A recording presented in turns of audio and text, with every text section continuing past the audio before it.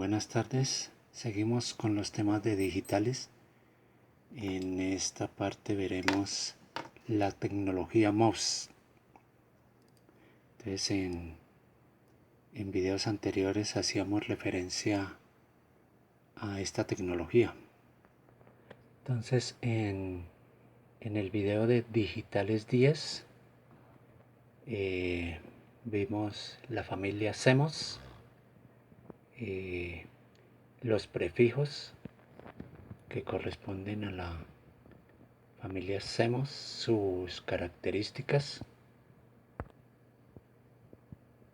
Eso fue en Digitales 10.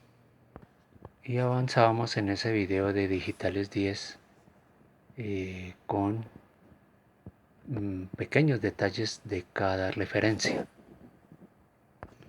Entonces, en ese video de Digitales 10 veíamos la tecnología MOS, Metal Óxido Semiconductor. ¿Sí? Su arquitectura a costa de un electrodo metálico sobre un aislante de óxido sobre un sustrato semiconductor. Entonces usa un MOSFET pequeño y de baja energía.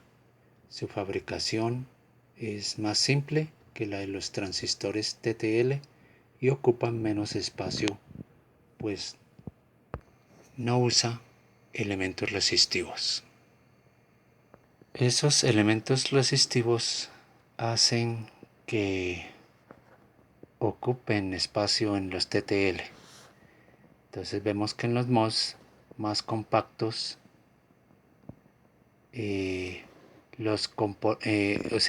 caben más componentes dentro del chip. Por eso están dentro de las categorías LSI y BLSI. En el mismo video de Digitales 10 veíamos esas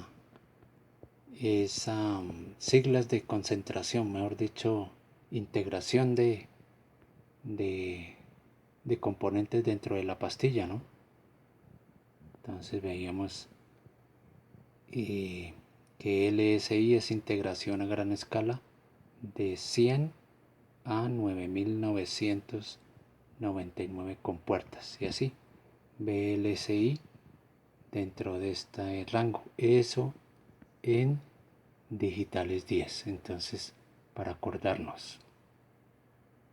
Entonces, volviendo a nuestras notas, estos MOS son usados en microprocesadores, memorias y dominan en SSI, eso de lo que acabamos de ver de las concentraciones, y MSI. Entonces, para que sepan y lo tengan en cuenta, está en Digitales 10. Sensibles a la electricidad estática, por tanto hay que tener precaución en su manipulación. Y los TTL son más resistentes a este tema. Ya se dijo que el MOS usa los transistores MOSFET de depleción y de enriquecimiento, canal P y canal N. Entonces aquí vemos los dibujos correspondientes a esos tipos de transistores. Entonces aquí estamos en el libro, vemos estos MOSFET de canal P y canal N. Entonces la línea punteada entre la fuente y el drenador indica que no hay conducción entre ellos. Esta. Por tanto, hay una separación de la compuerta que indica una resistencia de 10 a la 12 ohmios de la capa de óxido de la compuerta y el canal que se forma en el sustrato. ¿Sí? Entonces tenemos aquí el MOSFET canal N, o también se le denomina NMOS. Lo podemos utilizar como inversor. Ya miramos un ejemplo. Entonces este es el libro de sistemas digitales de Ronald J. Niall S. y Gregory L. Aquí tenemos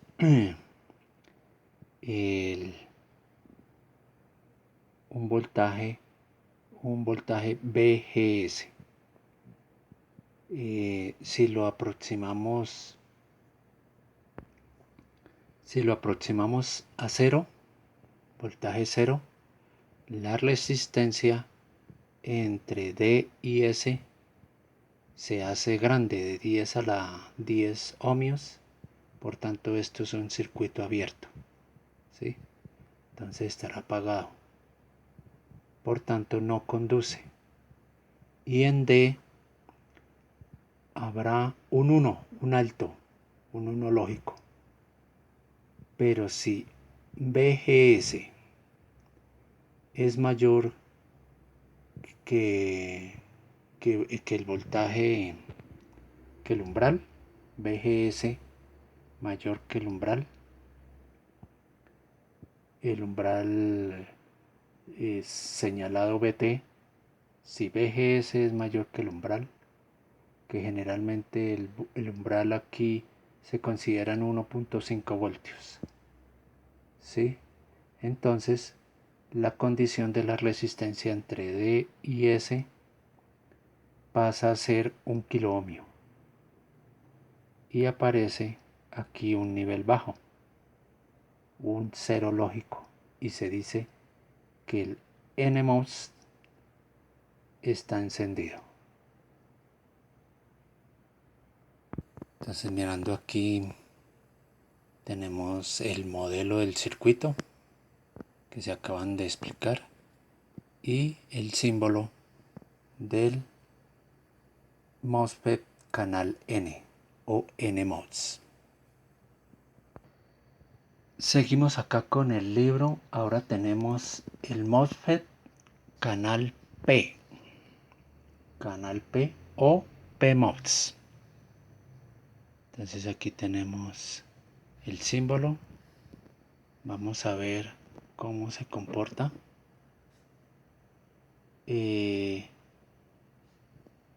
Opera de forma similar al canal N, al de canal N, o sea el NMOS. Solo utiliza voltajes de polaridad inversa. Entonces miraremos este. Para encender el PMOS se aplica un voltaje en G inferior al de la fuente, ¿sí? Entonces VGS debe ser un voltaje negativo. Si por ejemplo VGS es menos 5 voltios, conduce, y por tanto habrá un 1 lógico en el punto D, en D mejor dicho, ¿sí? Entonces ahí tenemos.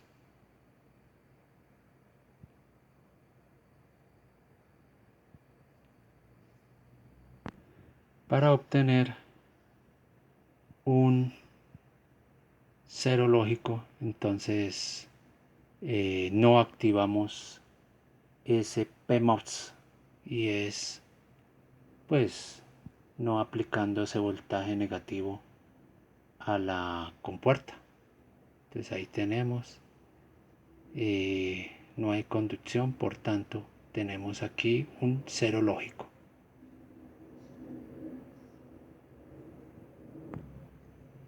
Sí, no conduce, no, está apagado, por tanto aquí habrá un nivel lógico, un cero lógico, un nivel bajo. Seguimos nuestras notas. El MOS complementario.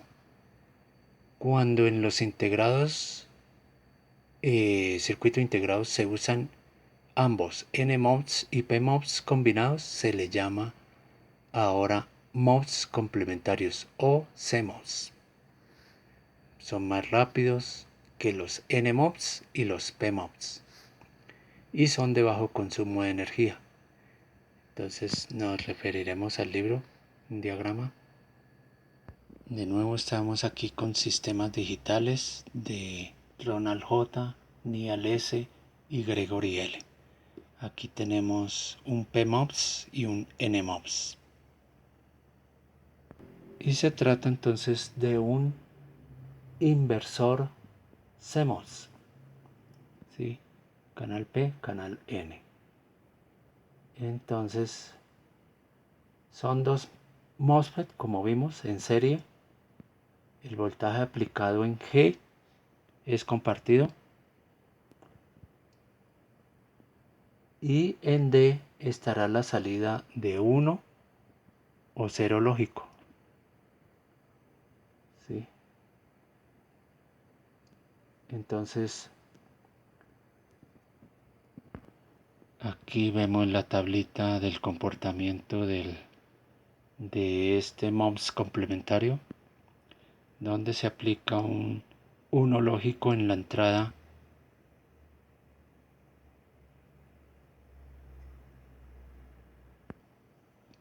lo que se traduce en el apagado de Q1 y encendido de Q2. ¿Sí? Entonces vemos los valores resistivos que ponen por su estado de encendido y apagado y el correspondiente cero lógico a la salida. Por otro lado, la puesta de un cero lógico en la entrada causa la inversión del trabajo de los transistores. Q1 pasa a ser encendido, Q2 apagado. Los valores resistivos puestos por su estado de apagado y encendido y un voltaje que en este caso será un 1 lógico en la salida. Entonces ahí tenemos. Entonces tenemos el inversor CMOS, ¿no?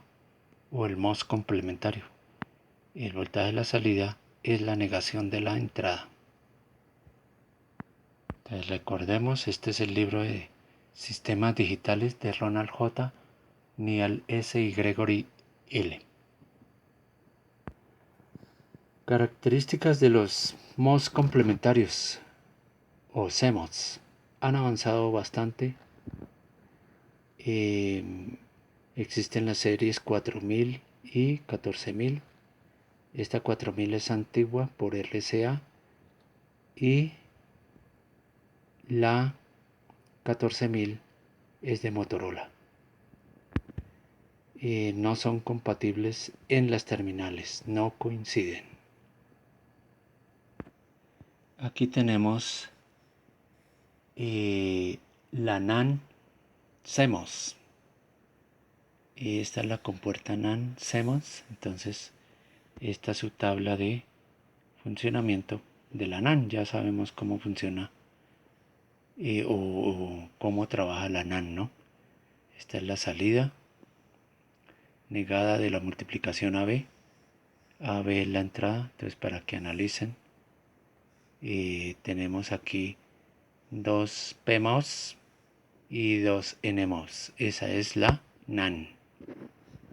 Por otro lado tenemos la NOR CMOS. Igual su tabla de trabajo, su tabla de comportamiento, la salida, las dos entradas.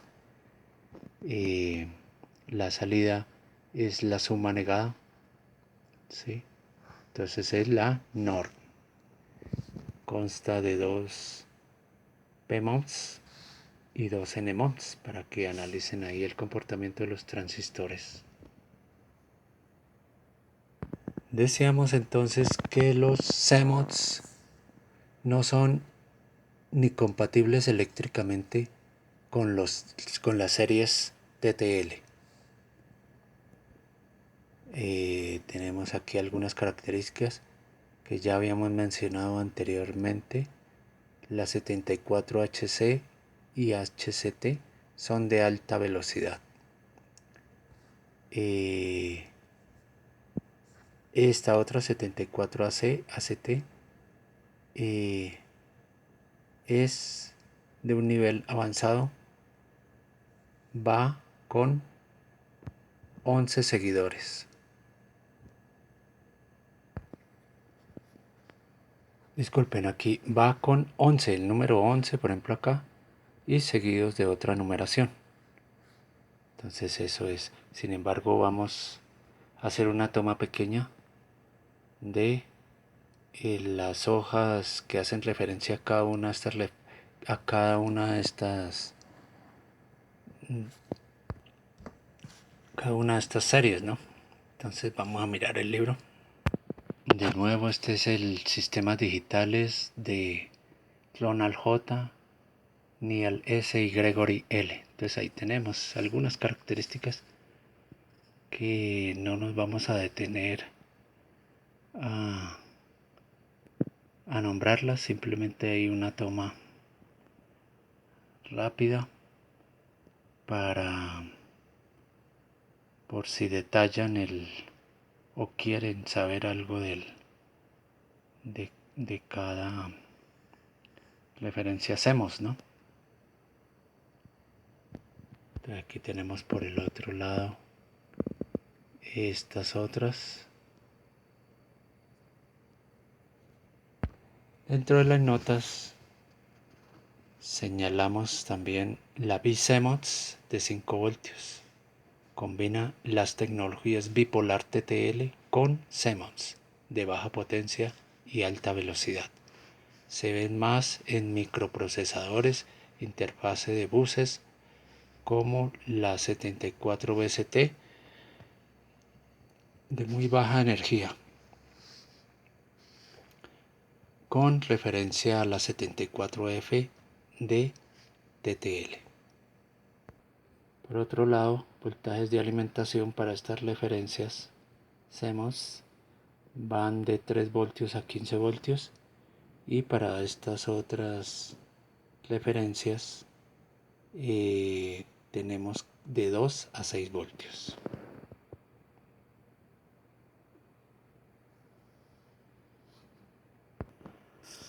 Ya aquí tenemos una tabla comparativa entre los TTL y los CMOS. Tenemos los voltajes, los niveles que manejan. Entonces ya habíamos señalado en el video anterior esta tabla. Entonces como para hacer una comparación. Vemos los niveles de ruido que los explicamos en un video anterior. En el video de Digitales 34 hacíamos referencia a la inmunidad al ruido. Entonces teníamos esta tabla de la salida y entrada, un 1 lógico, 0 lógico y la capa de valores indeterminados de 0 lógico y 1 lógico. Igualmente acá teníamos los valores de voltaje de salida en un alto mínimo, voltaje de salida en un nivel bajo máximo. Entonces aquí teníamos voltaje de entrada de un bajo máximo, voltaje de entrada en un nivel alto mínimo. Entonces ya estas entradas y esta es una salida de alguna compuerta. Entonces aquí teníamos los márgenes de ruido en un nivel alto y ruido en un nivel bajo. Teníamos además las relaciones del margen de ruido en el estado alto. Este es esta ecuación, y en el nivel bajo ese margen de ruido está con esta otra ecuación. Entonces podemos aplicarlas mirando la tabla anterior, ¿no?, de valores. Volvemos a esta tabla, los niveles de VOL, VOH, VIH, VIL. Bueno, ahí tenemos todos esos valores y podremos calcular los márgenes de ruido. Bueno, ya alcanzamos los 20 minutos. En el próximo video miraremos la disipación de potencia en estos CMOS. Entonces por ahora, gracias.